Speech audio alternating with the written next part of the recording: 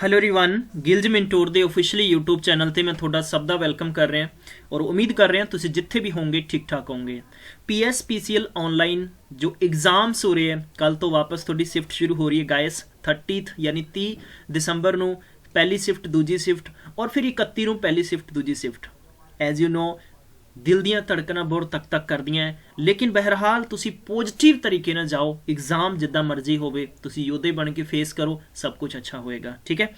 Trick दी door session ਦੇ ਵਿੱਚ ਮੈਂ ਵਾਪਸ ਤੋਂ ਸਾਰਿਆਂ ਨੂੰ ਦੱਸਣਾ ਚਾਹਾਂਗਾ ਇਹ ਬਹੁਤ ਹੀ ਖੂਬਸੂਰਤ ਸੈਸ਼ਨ ਹੈ ਯਾਰ, ਇੱਕ ਨਾਯਾਬ ਛੋਟਾ ਜਿਹਾ ਸੈਸ਼ਨ ਹੈ। ਇਸ ਦੇ ਅੰਦਰ ਅਸੀਂ ਕੀ ਕਰਾਂਗੇ, ਮੈਥਮੈਟਿਕਸ ਦੇ ਪ੍ਰੀਵੀਅਸ ਈਅਰ ਪੇਪਰ ਸੈਟ ਦੇ ਕੁਐਸਚਨ ਪਿਕ ਕਰਾਂਗੇ ਔਰ ਉਹਨਾਂ ਕੁਐਸਚਨਸ ਨੂੰ ਵਿਦ ਐਕਸਪਲੇਨੇਸ਼ਨ ਪਹਿਲਾਂ ਮੈਂ ਤੁਹਾਨੂੰ ਸਮਝਾਉਣਾ ਹੁੰਦਾ ਹੈ, ਫਿਰ ਉਸ ਤੇ ਆਪਾਂ ਟ੍ਰਿਕ ਇੰਪਲੀਮੈਂਟ ਕਰਾਂਗੇ। ਇਹਦਾ ਫਾਇਦਾ ਕੀ ਹੈ? ਇਹਦਾ ਫਾਇਦਾ ਇਹ ਹੈ कि जिदा भी तुसी बहुत सारे स्टूडेंट्स ने हालांकि फेस किया है, मैं कह सकता है कि मैथ तो प्रताड़ित ने, परेशान ने।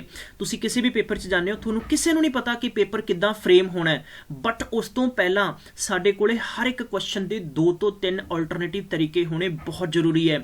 गाइस ਇਹਦਾ फायदा ये होंदा है कि तुसी एग्जाम च बैठे हो तो थोनू कम से कम एडवांटेज होएगा कि यार मेरे कोले हर क्वेश्चन की ट्रिक है, मैं ट्रिक नाल भी कर सकदा हाँ, कर सकदी हाँ। ठीक है, लेकिन मैनू अगर मेरे सवाल ਜਦੋਂ ਮੇਰੀ ਹੱਦ ਤੋਂ ਬਾਹਰ ਹੋ ਗਿਆ ਤਾਂ ਮੈਂ ਇੰਨਾ ਟ੍ਰਿਕ ਨਾਲ ਕਰ ਕਰਕੇ ਹਰ ਸਵਾਲ ਦੇ ਵਿੱਚੋਂ ਮੈਂ ਕਹਿ ਸਕਦਾ ਕਿ 20-30 ਸੈਕਿੰਡਸ ਬਚਾ ਕੇ ਲੌਂਗ ਕੁਐਸਚਨਸ ਹੋਣਗੇ ਜੋ ਮੈਥ ਦੇ, ਉਹਨਾਂ ਵਾਸਤੇ ਤੁਸੀਂ ਟਾਈਮ ਸੇਵ ਕਰ ਸਕਦੇ ਹੋ, ਜਿੱਥੇ ਤੁਸੀਂ ਉਹਨਾਂ ਨੂੰ ਲੌਂਗ ਪ੍ਰੋਸੈਸ ਯਾਨੀ ਮੈਂ ਕਹਿ ਸਕਦਾ ਫੁੱਲੀ ਪ੍ਰੋਸੈਸ ਨਾਲ ਸੋਲਵ ਕਰ ਸਕਦੇ ਹੋ। ਤਾਂ guys this is the best advantage for the those students who knows very well कि ਸਾਡੇ ਨੂੰ ਕੋਈ ਟ੍ਰਿਕਸ ਕਿੱਦਾਂ ਹੁੰਦੀਆਂ, ਉਹ ਟ੍ਰਿਕਸ ਅਸੀਂ ਕਿੱਦਾਂ ਇੰਪਲੀਮੈਂਟ ਕਰ ਸਕਦੇ ਹਾਂ। ਬਹੁਤ ਸਾਰੇ ਐਗਜ਼ਾਮਸ ਤੁਹਾਡੇ ਹੋਣ ਵਾਲੇ ਨੇ, NTPC ਐਗਜ਼ਾਮ ਹੋਣ ਵਾਲਾ ਹੈ, SSC CGL, SSC CHSL, ਇਸ ਤੋਂ ਇਲਾਵਾ ਅੱਗੇ ਬੈਂਕਿੰਗ ਐਗਜ਼ਾਮ ਆ ਜਾਣਗੇ। ਤਾਂ ਇਹ ਸਾਰੀਆਂ ਚੀਜ਼ਾਂ ਬਹੁਤ ਇੰਪੋਰਟੈਂਟ ਹੈ। ਚੈਨਲ ਨੂੰ ਤੁਸੀਂ ਸਬਸਕ੍ਰਾਈਬ ਕਰ ਲਓ ਅਤੇ ਬੈਲ ਆਈਕਨ ਨੂੰ ਜ਼ਰੂਰ ਪ੍ਰੈਸ ਕਰ ਲਓ। ਇਸ ਤੋਂ ਇਲਾਵਾ ਦੱਸਣਾ ਚਾਹਾਂਗਾ ਡਿਸਕ੍ਰਿਪਸ਼ਨ 'ਚ ਨਾ ਅਸੀਂ ਇੱਕ ਇੰਸਟਾਗ੍ਰਾਮ ਦਾ ਲਿੰਕ ਦੇ ਰੱਖਿਆ, ਪਲੀਜ਼ ਉੱਥੇ ਲਾਈਕ ਕਰਕੇ ਇੱਕ ਵਾਰੀ ਜ਼ਰੂਰ ਜੁੜ ਜਾਓ ਯਾਰ ਸਾਡੇ ਨਾਲ, ਅਤੇ ਟੈਲੀਗ੍ਰਾਮ ਦੇ ਵਿੱਚ ਜ਼ਰੂਰ ਜੁੜ ਜਾਓ। ਠੀਕ ਹੈ, ਬਿਲਕੁਲ ਬਿਲਕੁਲ ਤੁਹਾਡੀ ਮੈਨੂੰ ਤਾਦਾਦ ਉੱਥੇ ਬਹੁਤ ਵਧੀਆ ਲੱਗਦੀ ਹੈ। ਐਂਡ ਦੱਸਣਾ ਚਾਹਾਂਗਾ ਪੰਜਾਬ ਪਟਵਾਰੀ ਦੇ ਸੰਬੰਧ 'ਚ ਬਹੁਤ ਜ਼ਬਰਦਸਤ ਅਸੀਂ ਇੱਕ ਗੋਲਡਨ, ਇੱਕ ਬਹੁਤ ਹੀ ਖੂਬਸੂਰਤ ਔਰ ਜ਼ਬਰਦਸਤ ਤਰੀਕੇ ਦਾ ਇੱਕ ਸੈਸ਼ਨ ਲੈ ਕੇ ਆ ਰਹੇ ਹਾਂ। ਬਹੁਤ ਹੀ ਪਿਆਰਾ ਹੋਏਗਾ ਯਾਰ, ਬਹੁਤ ਹੀ ਜ਼ਬਰਦਸਤ ਹੋਏਗਾ। और PSPCL ਦੇ ਸੰਬੰਧ 'ਚ ਦੱਸਣਾ ਚਾਹਾਂਗਾ ਜੇ ਤੁਹਾਡੇ ਕੋਲ ਸਟੱਡੀ ਮਟੀਰੀਅਲ ਹਜੇ ਵੀ ਨਹੀਂ ਹੈ ਤਾਂ ਸਾਡੀ ਆਫੀਸ਼ੀਅਲੀ ਵੈਬਸਾਈਟ ਤੇ ਚਲੇ ਜਾਓ, ਜਲਦੀ ਢੇਰੋਂ ਸਾਰਾ ਮਟੀਰੀਅਲ ਉੱਥੋਂ ਡਾਊਨਲੋਡ ਕਰ ਸਕਦੇ ਹੋ ਜੋ ਐਕੂਰੇਟ ਪੇਪਰ ਦੇ ਸੰਬੰਧ 'ਚ 100% ਐਕੂਰੇਟ ਹੈ ਔਰ ਇੰਨੀ ਗਾਰੰਟੀ ਸੀਗੀ ਕਿ ਜੋ ਅਸੀਂ ਮਿਹਨਤ ਕੀਤੀ ਸੀ ਉਸ ਤੋਂ ਬਾਹਰ ਕੁਝ ਵੀ ਨਹੀਂ ਹੈ ਔਰ ਕੁਝ ਵੀ ਨਹੀਂ ਆਏਗਾ, ਇਹ ਵੀ ਚੀਜ਼ ਹੈ। ਠੀਕ ਹੈ, ਟ੍ਰਿਕ ਦੀ ਡੋਜ਼ ਦੇ ਸੈਸ਼ਨ ਨੰਬਰ 3 ਦੇ ਵਿੱਚ ਅਸੀਂ ਪਹਿਲਾ ਕੁਐਸਚਨ ਦੇਖਦੇ ਹਾਂ। ਅੱਜ ਇਸ ਪਾਰਟਿਕੂਲਰ ਟ੍ਰਿਕੀ ਸੈਸ਼ਨ ਦੇ ਵਿੱਚ ਸਿਰਫ ਟ੍ਰਿਕ, ਕੋਈ ਗੱਲ ਇਸ ਤੋਂ ਇਲਾਵਾ ਨਹੀਂ ਕਰਨੀ। ਚਲਿਏ, ਇਸ ਕੁਐਸਚਨ 'ਚ ਪੁੱਛਿਆ ਗਿਆ ਕਿ ਮੈਨ सेल्स 2 आर्टिकल एट 99 ईच, मतलब कि मैं कहूँगा कि साढ़े को 2 आर्टिकल है, आर्टिकल फर्स्ट है और आर्टिकल 2 है। ये भी आर्टिकल है 99 का बेचा जा रहा है, ये भी आर्टिकल 99 का बेचा जा रहा है। This is the SP।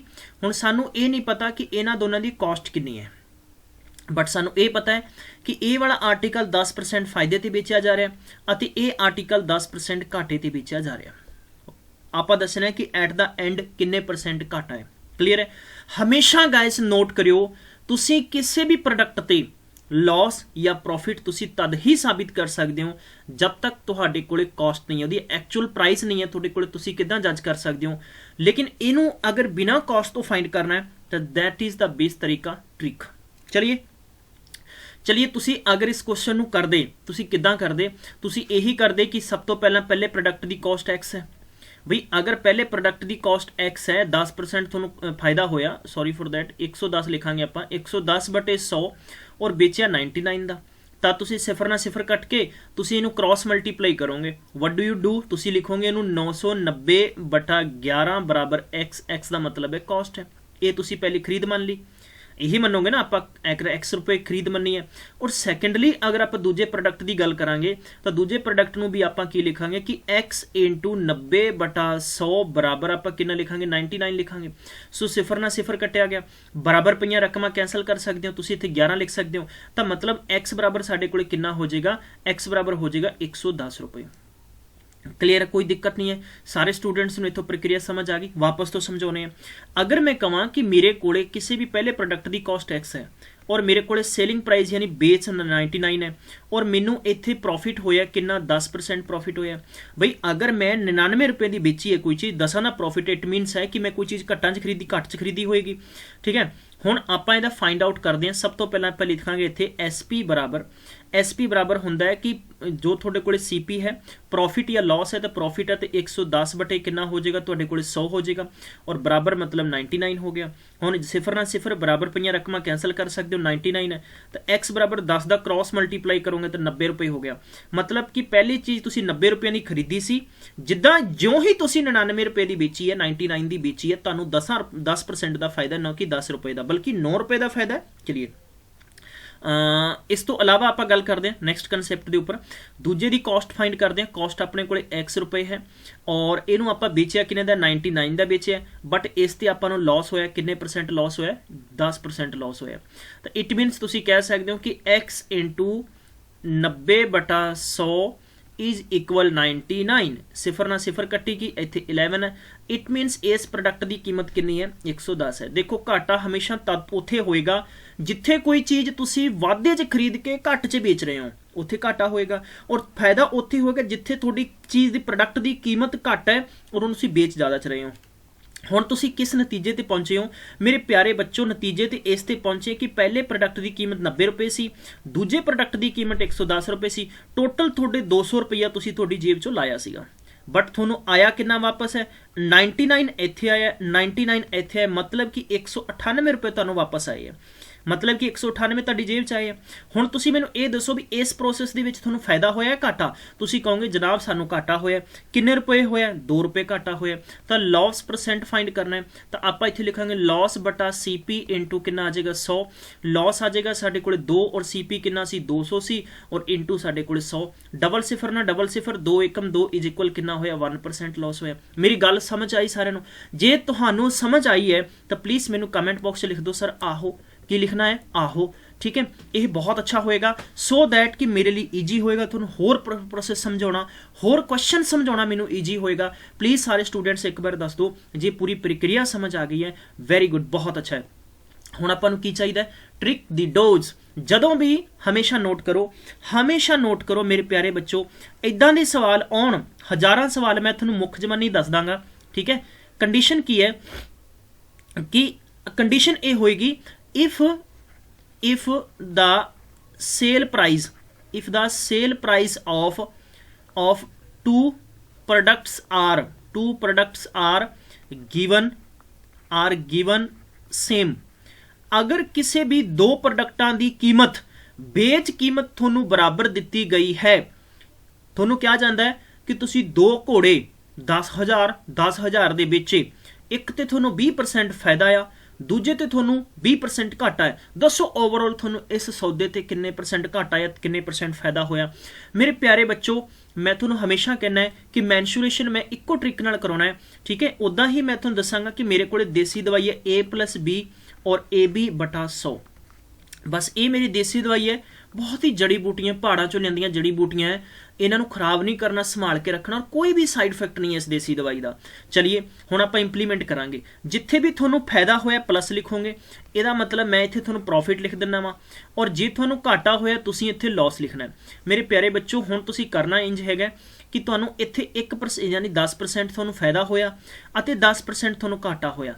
देखो चुपचाप करना की है हालांकि देखो मुख जबानी मैं कर सकदा बिकॉज मेरी प्रैक्टिस अच्छी है सो तुसीं गायस की करना वा इंप्लीमेंट कर दो इसनूं इत्थे ही ठीक है। इंप्लीमेंट करांगे आपां लिखांगे 10 प्लस दे लिखे 10 माइनस दे लिखे और इत्थे आपां 10 प्लस दे लिखे मल्टीप्लाई 10 माइनस दे लिखे और बटे दे विच 100 लिखते सिफर ना सिफर कैंसल हुई प्लस माइनस कैंसल हो गया एक प्लस दा इंटू एक माइनस दा एक नूं एक नाल मल्टीप्लाई किया एक माइनस दा आ गया आलो जी 1% आंसर आ गया टक करो जी। नैक्सट सवाल नक्की 1% लॉस ऑप्शन नंबर पहला आ गया सवाल जे मेरा समझ आया यार जे मेरा सवाल समझ आया तो प्लीज़ एक बारी मैनू लिख दो आहो ठीक है फिर मैं अगे बढ़ांगा नहीं तो फिर मेरा चित नहीं करता कि गांह बच्चों को सवाल कराइए कि नहीं कराइए पता नहीं इन्होंने समझ आ रहा है कि नहीं आ रहा ठीक है। चलिए बहुत ही खूबसूरत सवाल है यार बहुत ही।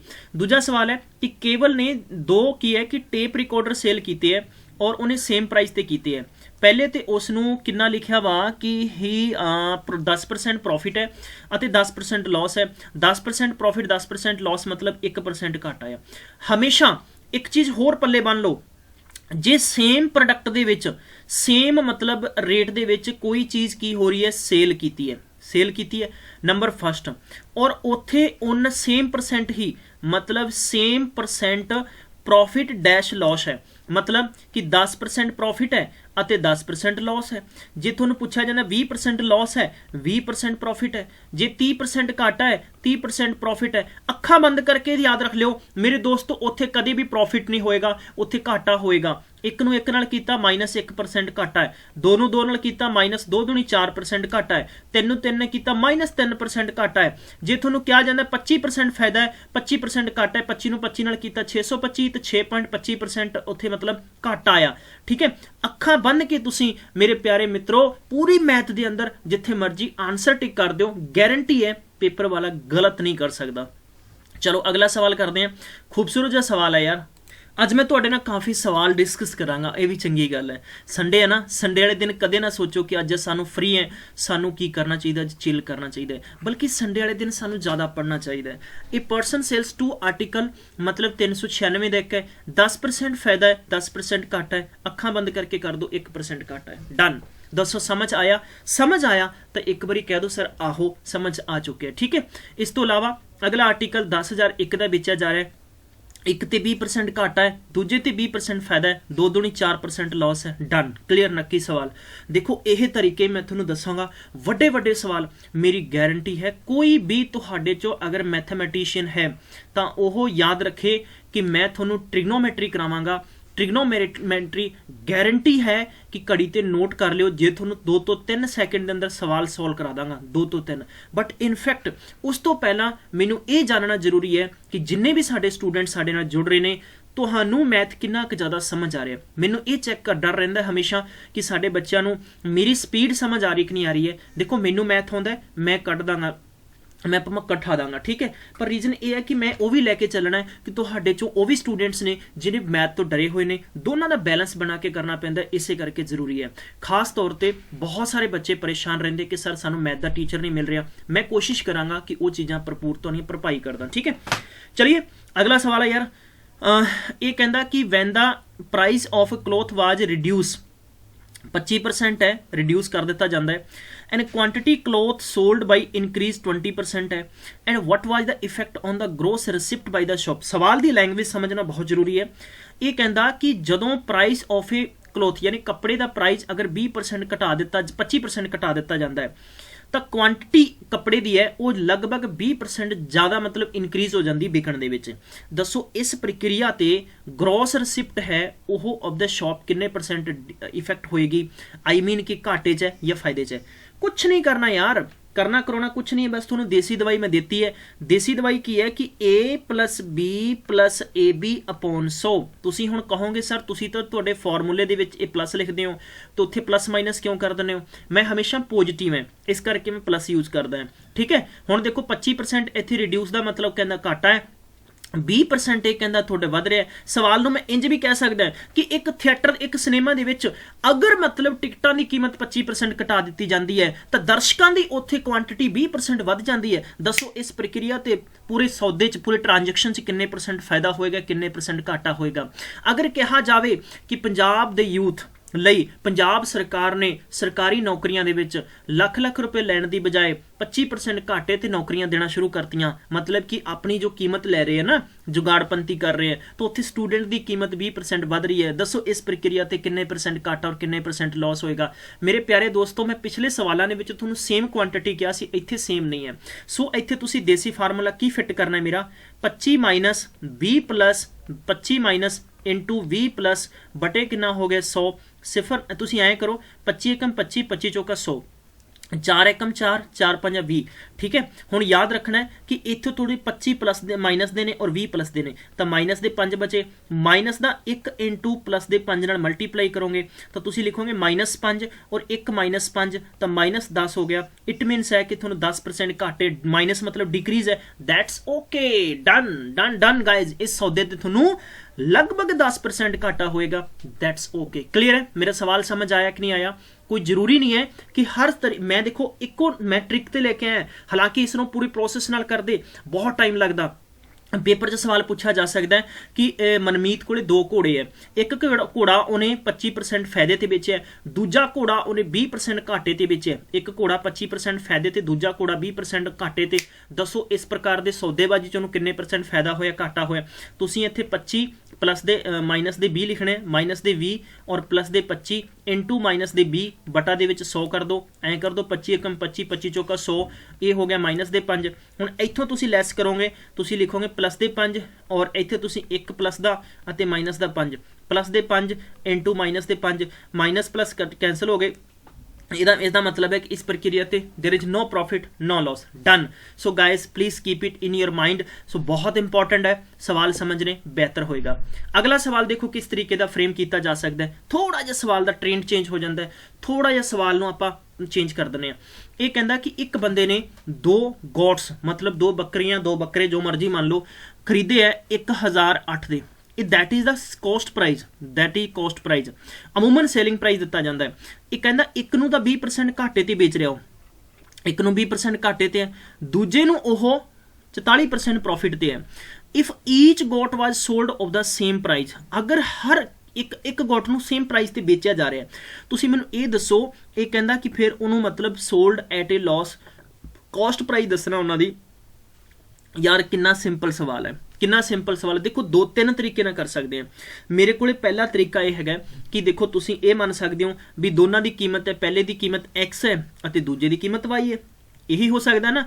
हुण सवाल कह रहा है कि पहले नूं 20% घाटे ते है, पहले नूं 20% घाटे ते है, दूजे नूं मतलब 44% फायदे ते है। 16 5 कितना हो गया 80 ते 16 नीवा कितना हो गया तुहाडे कोल 144।